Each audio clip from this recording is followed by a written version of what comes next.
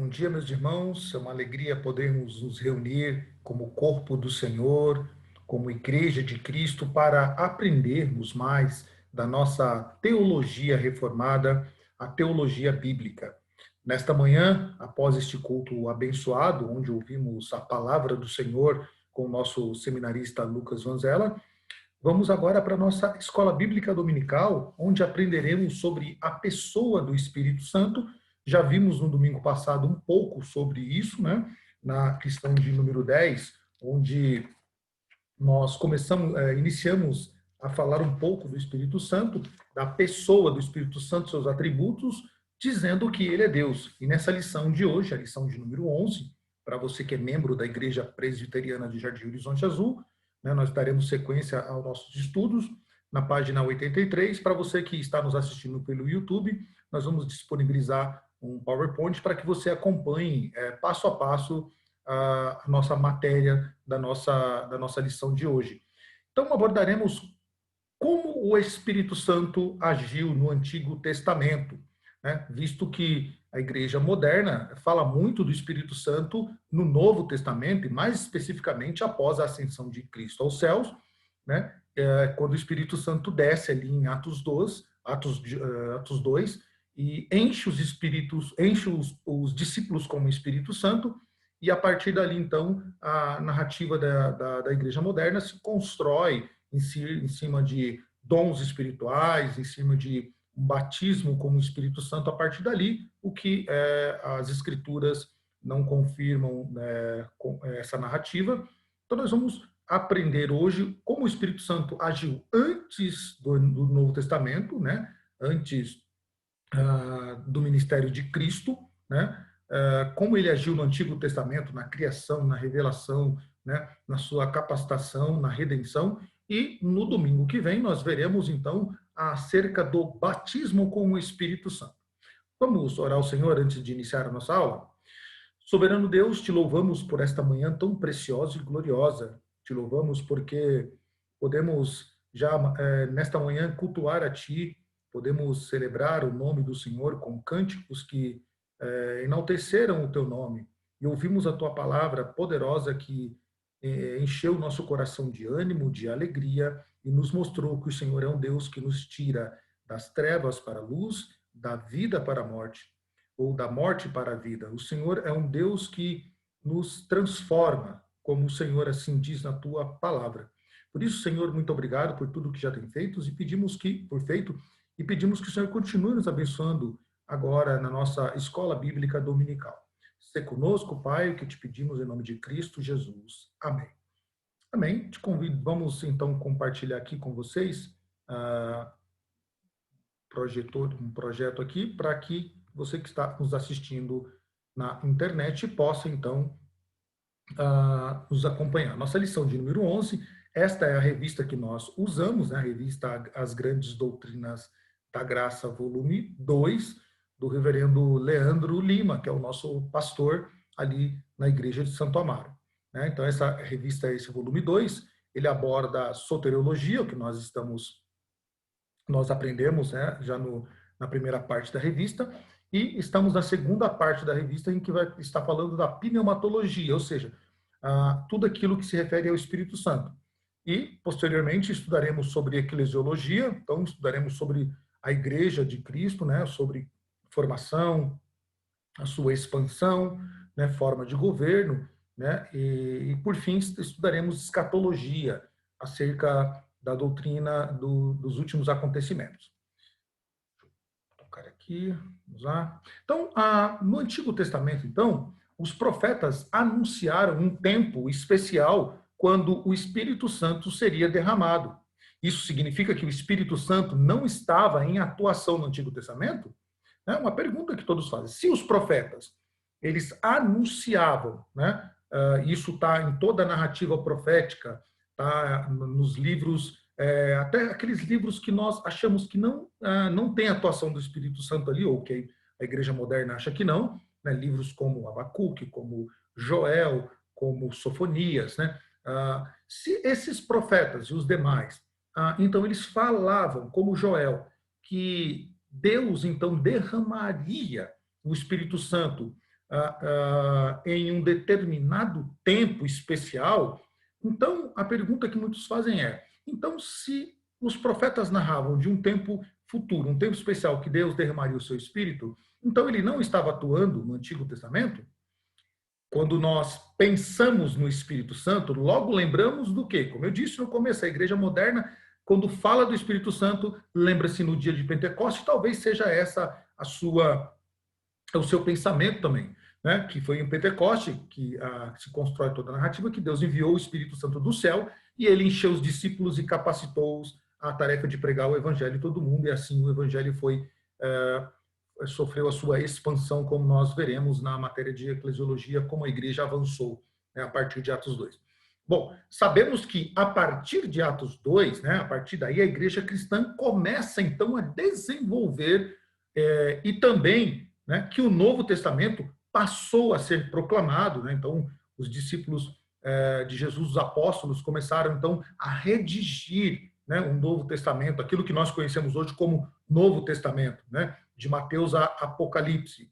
Então, mas a pergunta que nós ainda fazemos é: aonde estava o Espírito Santo durante todo o tempo do Antigo Testamento? Qual foi a atuação do Espírito Santo desde o início do mundo? Sendo então o Espírito Santo a terceira pessoa da Trindade, como nós aprendemos na aula passada, não devemos pensar que, por causa disso, o Espírito Santo estava ou ficou inativo durante todo este tempo até Atos 2. Jesus, o próprio Cristo, ele disse aos seus discípulos, né, lá em Lucas 24, 49, que ele enviaria o Espírito Santo e que eles deveriam esperar esta vinda. E para isso, meus irmãos, nós precisamos então entender que sentido, né, ou em que sentido a vinda do Espírito Santo caracteriza uma novidade em relação àquilo que aconteceu e de que forma o Espírito Santo atuou no Antigo Testamento. Então, como correlacionar isso, né? Uma atividade do Espírito Santo no Antigo Testamento, mas a promessa de uma vinda futura para os discípulos feita por Jesus. Bom, precisamos entender que o Espírito Santo, ele estava e ele participou da criação. Porque ao dissecarmos, né, sobre a obra da Trindade ou a maneira como a Trindade agiu na criação de todas as coisas, talvez, e essa passa pela cabeça de todo aquele que lê as Escrituras, né, o leitor, então, das Sagradas Escrituras, se depara com assuntos que, por um lado, são incríveis, né, e, por outro, são poucos conhecidos pela maioria, né, dos evangélicos ou dos cristãos, principalmente em solos brasileiros. Dentre estes muitos assuntos, né, poucos abordados, nós temos o papel que o Espírito Santo exerceu no Antigo Testamento, né, e continua exercendo no presente. E ainda exercerá no futuro, né, no período que nós chamamos de restauração da terra. Bom, sendo assim, para que nós possamos compreender adequadamente como foi o trabalho do Espírito Santo na criação dos céus e da terra, conforme está relatado nas Escrituras, né, em Gênesis capítulo 1 e Gênesis capítulo 2. E de várias outras passagens das Escrituras, né, após Gênesis, nós temos todos os livros narrando, né, como foi que o Espírito Santo participou disso, ou como a Trindade em conjunto, né, Pai, Filho e Espírito Santo, agiram na criação de todas as coisas. É imprescindível que nós, então, esboçamos uma distinção muito importante, né? Nós vimos isso na aula passada. Deus Pai é o Criador, aquele que trouxe a existência aos céus e à terra, pela sua infinita sabedoria e poder. Nós vemos, então, que o papel de Jesus Cristo, né, e aí não podemos, embora nós estamos aqui dando aqui uma separação, não significa que Deus, né, a Trindade, ela age de forma separada, porque nós estaríamos aí, então, como alguns fazem, criando manifestações. E nós não acreditamos, como já aprendemos, em manifestações de Deus.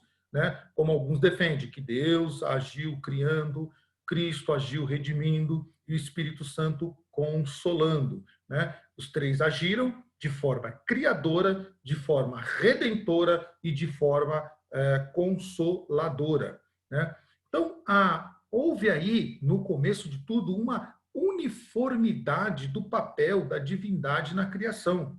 O trabalho de Deus Pai, Deus Filho e Deus Espírito Santo, ou seja, a Trindade Santa, no processo da criação dos céus e da terra, não foi algo realizado em estágios sucessivos, onde Deus planejou, o Filho executou e o Espírito Santo completou. Isso, como eu disse, existe uma crença em manifestações da divindade, né? Então, isso geraria um outro problema, né? Que seria a crença em três deuses distintos. E nós aprendemos que o Espírito Santo é Deus, o Filho é da mesma essência do Pai, o Pai da mesma essência do Filho e do Espírito Santo, né? Então, inclusive, a terminologia Deus não pode ser separada do Pai, do Filho e do Espírito Santo, porque o Pai é Deus, o Filho é Deus e o Espírito Santo é Deus. Então, a obra da criação não foi uma divisão de tarefas, né, como alguns creem, pois se fosse, não teria ou não seria um trabalho apenas, mas três trabalhos distintos, né, realizado por três pessoas separadamente. Não, nós não cremos dessa maneira. A teologia reformada não crê nessa maneira. Antes, o trabalho de Deus Pai, Deus Filho e Deus Espírito Santo, a Trindade, né, no processo da criação, foi uma distribuição da tarefa de um mesmo trabalho executado por ambos. Ambos criam, ambos redimem e ambos consolam. Por exemplo, na construção de uma casa ou um apartamento, não temos duas ou mais obras a serem realizadas, né? Mas apenas uma obra com distribuição de tarefas. E para isso precisamos elucidar um pouco mais este exemplo, né? No processo de uma construção, né, o primeiro passo é o quê? Planejar, é arquitetar a construção. Tá? E assim foi feito, né? Assim foi feito, foi planejado, foi executado e foi consolidado pela Trindade, e lá estava ele, o Espírito Santo. Porque como é que começa as Escrituras? Né? A Escritura diz que no princípio criou Deus os céus e a terra, né?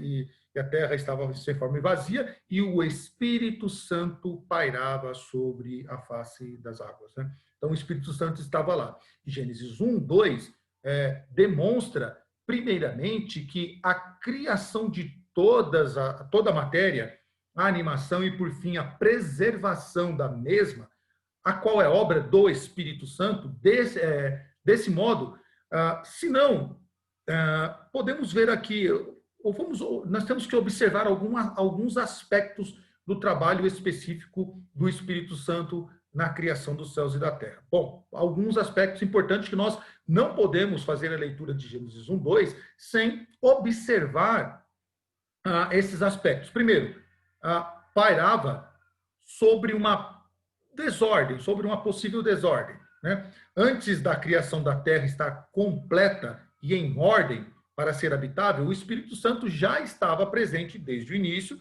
em todo o processo. Em Gênesis 1 e 2, é dito que o Espírito Santo de Deus, né, o Espírito Santo, pairava sobre a face das águas, ou literalmente sobre a face do abismo. Né? O texto hebraico mostra que o trabalho do Espírito Santo se movendo sobre a face das águas era semelhante àquela ave, né, que nós lemos no dilúvio, né, que vai lá para ver se a terra se tem terra firme. Então a ave vai, né, e volta com um raminho, né, mostrando para Noé que havia terra firme. A figura, então, implica que não apenas a terra existia, mas também os germes de vida estavam nela e que o Espírito Santo estava, então, trabalhando ali. Né? Então, é uma forma semelhante da gente analisar o Espírito Santo pairando sobre a face das águas. Lembramos aí da figura dessa ave que Noé solta para ver se tinha terra firme. Então, quando Noé, o pássaro volta e mostra para Noé que tem terra firme, então é sinal que as águas haviam baixado, então a desordem que havia ali já tinha sido desfeita. Então o Espírito Santo estava pairando ali numa forma de dar, trabalhando já, né, e muita gente não consegue ver o Espírito Santo trabalhando neste momento, mas ele está lá trabalhando, né, organizando as coisas da maneira que mais à frente, nos versículos posteriores, podemos ver de forma muito clara. Bom, um segundo aspecto é que o Espírito Santo também cria, né, e dispôs os céus e a terra. Então, ele criou e dispôs os céus e a terra. No Salmo 33, estrofe 6, vemos descrito que o Espírito Santo criou os céus e o exército deles. A primeira expressão do versículo diz: o céu por sua palavra se fizeram, e a segunda afirma: e pelo sopro, né, de sua boca o exército deles, né, que é o sol, a lua e as estrelas. Então, nesta poesia, ou nesta canção hebraica, são expressos, ou tem expressões paralelas que denotam o mesmo sentido, porém de maneiras diferentes. Desse modo, nessa passagem, os termos palavra e espírito, sopro, né, possuem o mesmo significado. O termo espírito, no entanto, enfatiza apenas a peculiaridade do trabalho do Espírito Santo na criação. Refere-se não à criação da matéria, da qual o sol, a lua e as estrelas foram compostos, mas da glória que eles refletem. Essa glória é obra do Espírito Santo. Assim, este Salmo 33 aborda a criação da natureza, ou aborda a criação, a natureza dos céus e, por consequente, o seu desenvolvimento, o qual é realizado, então, pelo Espírito Santo. Um terceiro aspecto que nós podemos ver na criação é que o Espírito Santo proporcionou vida à criação animal. Gênesis 1, 24 e 25 narra, né, nos relata a criação dos animais e suas diferentes espécies. Foi obra do Espírito Santo outorgar vida aos animais. Foi ele que produziu vida aos animais domésticos, como cães e gatos, aos répteis e aos animais selváticos, dentre outros. Chamou o homem à existência. Sabemos que as três pessoas da Trindade estavam presentes em todo o processo da criação dos céus e da terra. Entretanto, produzir vida ao homem foi tarefa especial do Espírito de Deus. Gênesis 2:7 salienta que após criar o homem, né, Adão, do pó da terra, Deus soprou em suas narinas o fôlego de vida. Esta vida, portanto, é a vida biológica que o Espírito Santo insuflou em Adão, né? Lembrando de Atos capítulo 2, né? Os discípulos estão orando, né? E sobre eles vem um vento impetuoso, né?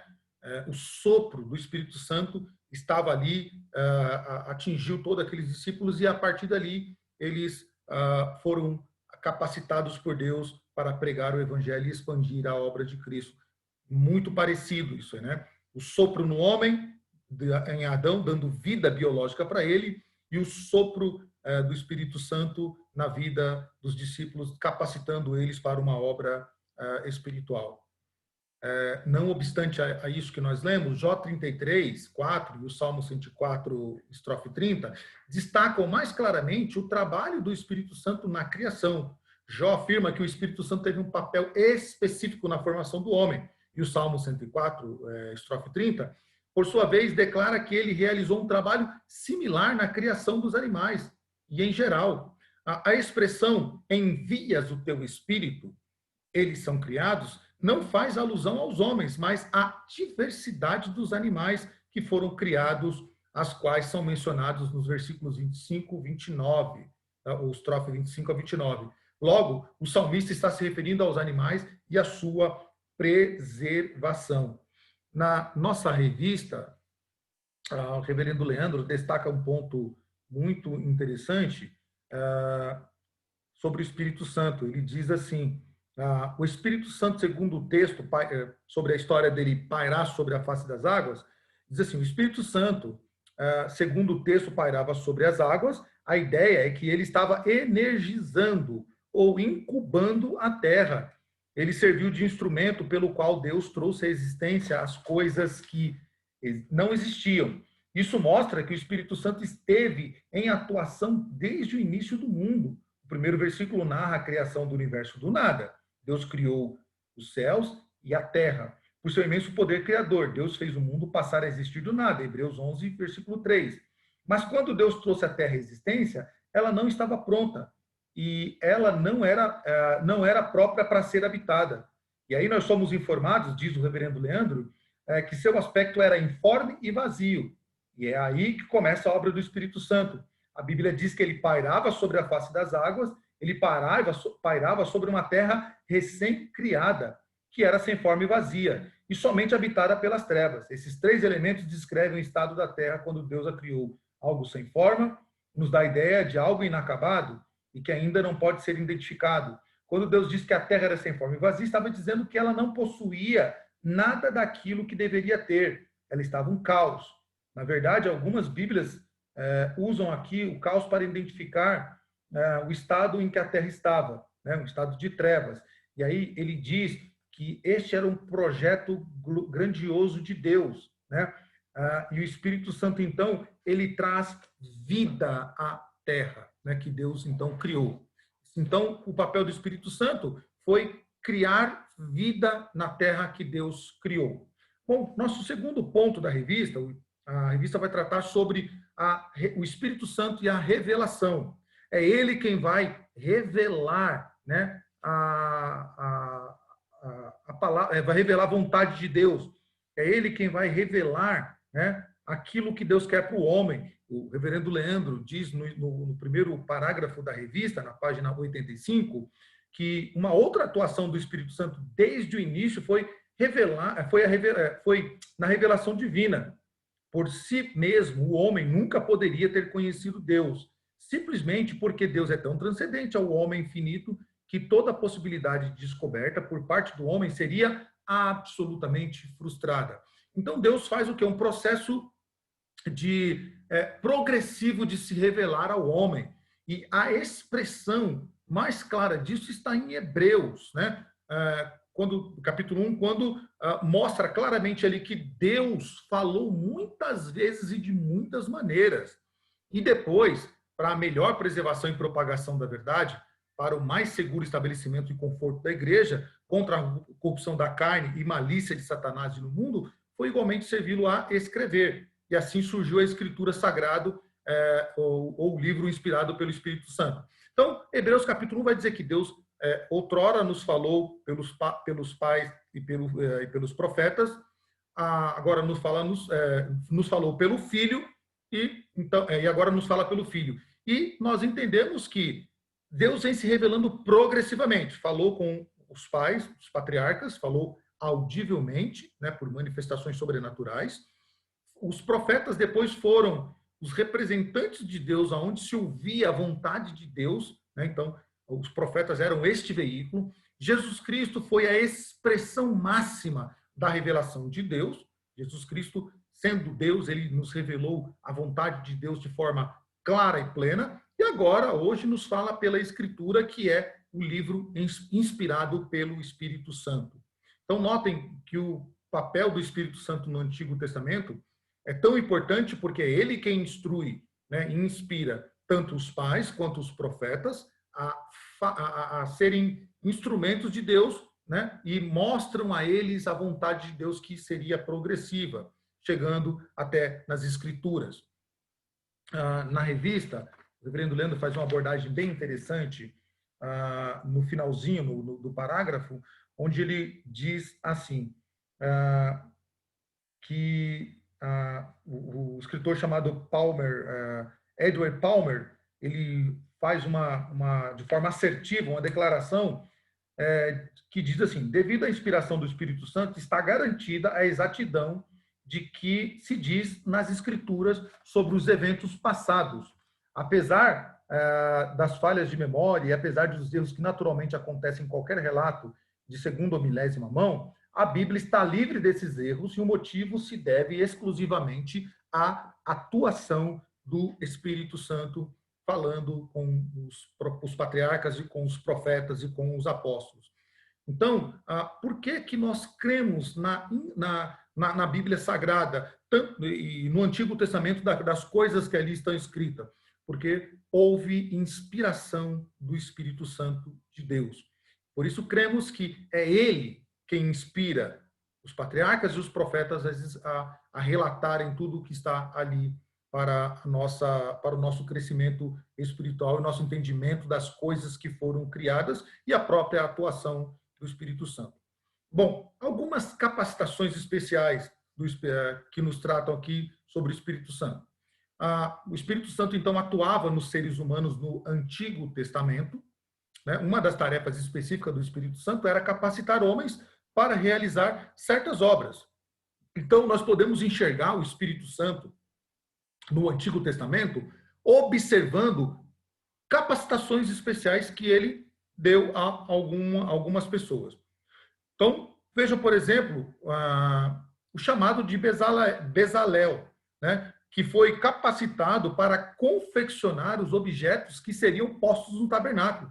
Deus disse: e o enchi do Espírito de Deus, de habilidades de inteligência, de conhecimento, de todo o artifício para elaborar desenhos e trabalhar em ouro, em prata, em bronze, para lapidação de pedras de engaste, para entalho de madeira, para toda sorte de lavores. Êxodo 31. Da mesma forma, podemos observar a atuação do Espírito Santo no Antigo Testamento, capacitando Sansão, né, que foi um homem cheio desse Espírito para realizar prodígios, como está relatado em Juízes capítulo 14, versículo 6, quando matou um leão. Então o Espírito do Senhor de tal maneira se apossou dele, que ele rasgou como quem rasga um cabrito sem ter nada na mão. O Espírito Santo também dava força num outro sentido, né? Os profetas Ageu e Zacarias encorajaram o povo na obra de reconstrução de Jerusalém e do templo, falando sobre a presença do Espírito Santo. Ageu disse em nome do Senhor, né? O meu Espírito habita no meio de vós, não temais. Ageu 2:5. O Espírito Santo era a garantia de que a obra seria realizada conforme Zacarias também profetizou. Esta é a palavra do Senhor a Zorobabel, não por força nem por poder, mas pelo meu Espírito, diz o Senhor dos Exércitos, está lá em Zacarias capítulo 4, versículo 6. Da mesma forma, os juízes e os reis governaram sobre Israel através da unção do Espírito Santo. Podemos ver isso em Números 27, Juízes capítulo 3, 1 Samuel capítulo 16. Né? O Espírito Santo, então, fazia com que homens simples pudessem desempenhar ofícios de governantes, né? E aqui nós temos um pensamento de Charles Hodge muito interessante sobre isso, como Deus capacitou no Antigo Testamento homens simples, como Davi, cuidador de ovelhas, né? Como Amós, um boiadeiro, como outros homens que tinham um estilo de vida muito simples, totalmente diferente daquilo que a racionalidade podia imaginar. Sobre isso, Charles Hodge, ele, na sua Teologia Sistemática, na página 395, ele diz: toda essa operação são independente das influências santificadoras do Espírito Santo. Quando o Espírito Santo veio sobre Sansão ou sobre Saul, não foi com o intuito de torná-los santos, mas para dotá-los com extraordinário poder físico e intelectual. E quando lemos que o Espírito Santo se afastou deles, isso significa que eles foram privados de dons extraordinários. Então, não devemos confundir essas manifestações do Espírito com a obra de conversão. E eu te convido, meu amigo, você que está assistindo, meu irmão da congregação do Jardim Horizonte Azul e demais irmãos que nos acompanham pelo nosso canal no YouTube, para domingo que vem você acompanhar isso na aula Batismo com o Espírito Santo, onde nós vamos distinguir isso, manifestação, aquilo que o Espírito Santo capacita na vida do cristão, com a obra de conversão, tá? E vamos explicar a ótica reformada, o que é o batismo com o Espírito Santo. Dito isso, meus irmãos, precisamos entender então também agora como o Espírito Santo atua na conversão, né? Como ele atua na conversão. E aqui a nossa revista começa dizendo assim: será que isso quer dizer que o Espírito Santo não agia para a salvação das pessoas no Antigo Testamento, se era só para dar força para Sansão, capacitar a Bezalel com inteligência e sabedoria, com arte, para dar talentos a alguns outros homens para governar, para fazer algum outro tipo de obra, e não para a salvação? a respeito disso, um texto de Jesus bastante discutido, né? Jesus disse certa vez aos apóstolos: "E eu rogarei ao Pai, e ele vos dará um outro consolador, a fim de que esteja para sempre convosco, o Espírito da verdade, que o mundo não pode receber, porque não o vê, nem o conhece, mas vós o conheceis, porque ele habita convosco, estará em vós." Está lá num dos textos mais lindos das Escrituras, João capítulo 14. Essas palavras de Jesus têm dado margem para muitos imaginarem que o Espírito Santo não habitasse dentro de crentes no Antigo Testamento. Você já ouviu isso, né? Especialmente quando consideradas em conjunto com as palavras de Jesus em João 7, 38 e 39. Quem crê em mim, como diz a Escritura, do seu interior fluirão rios de água viva. Isto ele disse a respeito do Espírito Santo que haveria de receber os que nele crescem. Pois o Espírito Santo até aquele momento não fora dado, porque Jesus não havia ainda sido glorificado. Então há uma confusão das pessoas que entendem, por essas palavras de Jesus, que o Espírito Santo, então, não agia na vida das pessoas no Antigo Testamento. Estes textos parecem identificar, né, ou indicar, melhor dizendo, que os crentes do Antigo Testamento não tinham o Espírito Santo. Mas isso é uma impossibilidade, disse o reverendo Leandro, né? E eu concordo. A opinião de Wayne Grudem, um teólogo norte-americano, é muito útil nesse assunto. E diz Wayne Grudem: ambas as passagens devem ser maneiras diferentes de dizer que a obra mais poderosa, mais plena do Espírito Santo era uma característica da vida após o Pentecostes, pois ainda não havia começado na vida dos discípulos. Não significa que o Espírito Santo não habitasse nos crentes no Antigo Testamento. Podemos ver isso em textos como Lucas 1,15, né? Dentre os demais, ou 1 Samuel, capítulo 10. Mas que ele seria derramado de forma mais abundante a partir do Pentecostes. Tá? Então, olhando para esses textos, precisamos entender. Não é que não habitava na vida dos crentes do Antigo Testamento, né? Mas tinha uma promessa, né, futura, uma promessa mais adiante, que ele seria derramado de forma mais plena a partir do Pentecostes, já com propósitos aí estabelecidos pelo Senhor Deus de expandir a igreja, né? Então, não significa que por causa das palavras de Jesus que o Espírito Santo não habitasse em crentes do Antigo Testamento. Podemos lembrar da própria oração de Davi dizendo: Senhor, não retire de mim o teu Espírito, quando Davi peca, né? Bavinck, ele nos dá duas opções porque havia diferença entre o Espírito Santo antes e depois do Pentecostes.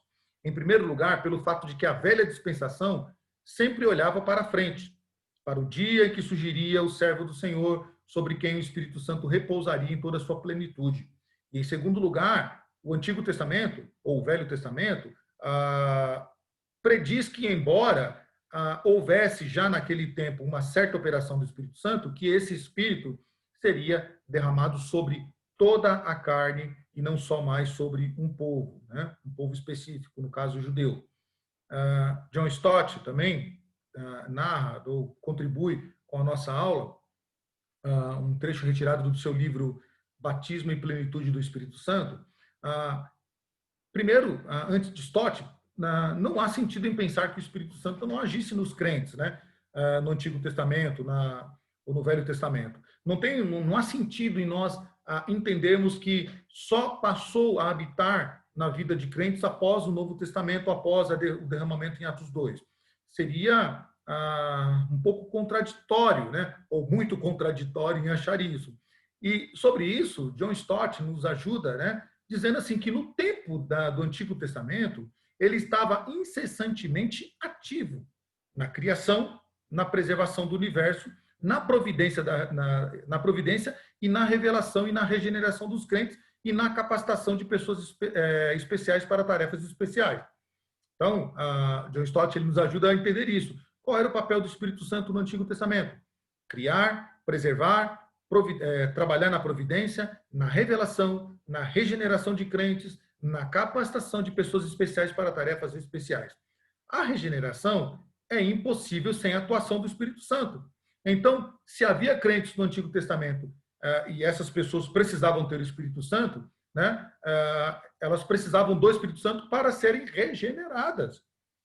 Se nós entendermos que o Espírito Santo não agia no Antigo Testamento como alguns acham, nós temos um problema a resolver. Quem regenerava as pessoas no Antigo Testamento, se não o Espírito Santo? Quem é que fazia esse processo de convencer as pessoas do erro, do pecado, né? Ou de transgressão da lei? No Salmo 51, já citado, né, uma importante declaração de Davi nos ajuda a pensar sobre isso quando ele comete aquele pecado com Batseba, né, um duplo pecado. Davi diz isso: não repulses da tua presença, nem me retires o teu Espírito Santo. Está lá no Salmo 51. Né?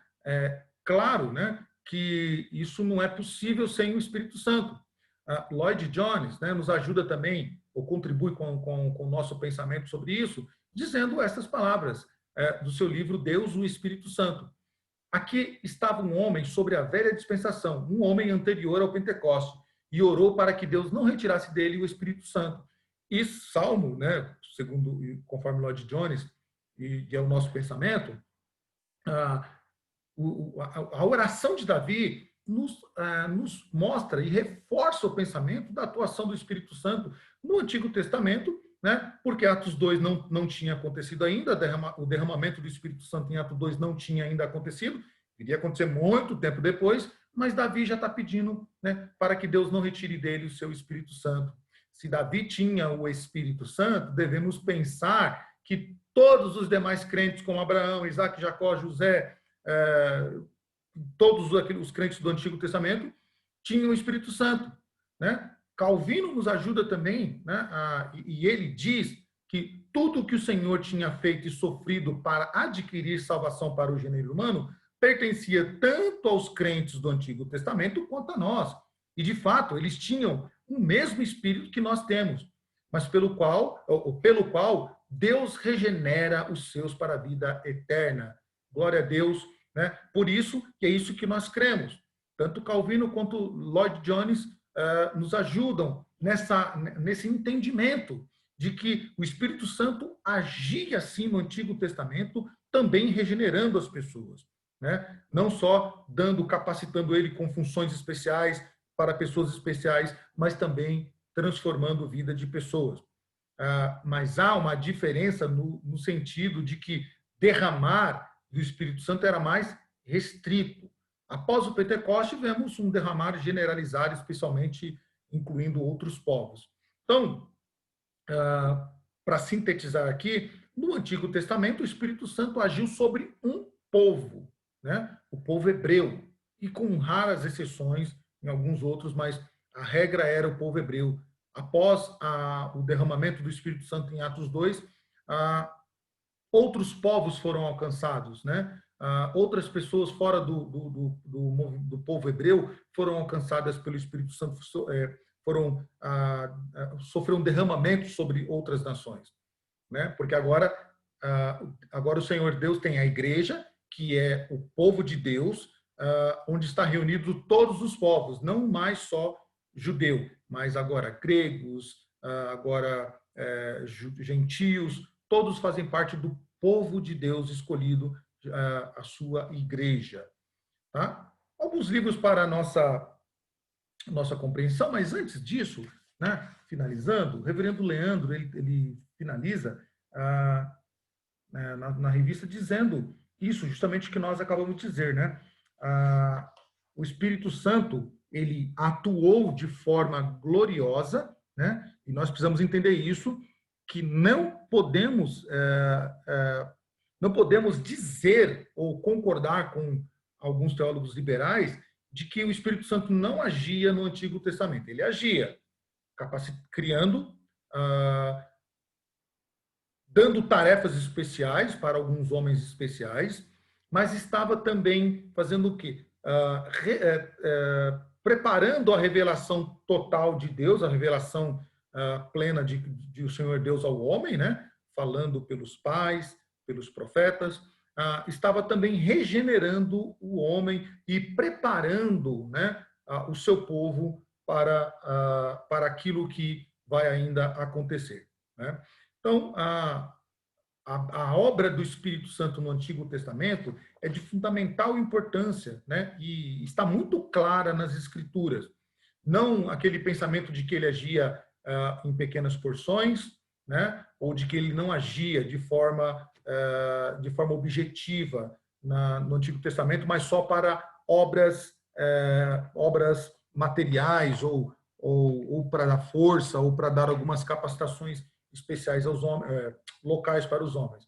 Mas ele agiu sim. E o rei Davi é um exemplo para nós de que os crentes do Antigo Testamento tinham o Espírito Santo. Para mais entendimento deste tema, meus irmãos, eu deixo aqui algumas sugestões muito interessantes para vocês observarem. R.C. Sproul escreveu este livro, Ministério do Espírito Santo, né? E aqui você vai conhecer a pessoa do Espírito Santo, né? Vai ver qual é o ministério dele, né? Um livro muito bom. Esse livro do John Owen é um livro maravilhoso também para você conhecer mais o Espírito Santo. O próprio R.C. Sproul escreveu um outro livro sobre o Espírito Santo, que é esse, Quem é o Espírito Santo? Tirando, né, da mente das pessoas aquela ideia de que o Espírito Santo é apenas um consolador, é apenas alguém que consola-nos de quando estamos tristes, né? Mas ele é muito mais do que isso. O reverendo Hernandes Dias Lopes escreveu também um livro muito legal, muito interessante, falando sobre o derramamento do Espírito Santo, que essa promessa ainda é para hoje, né?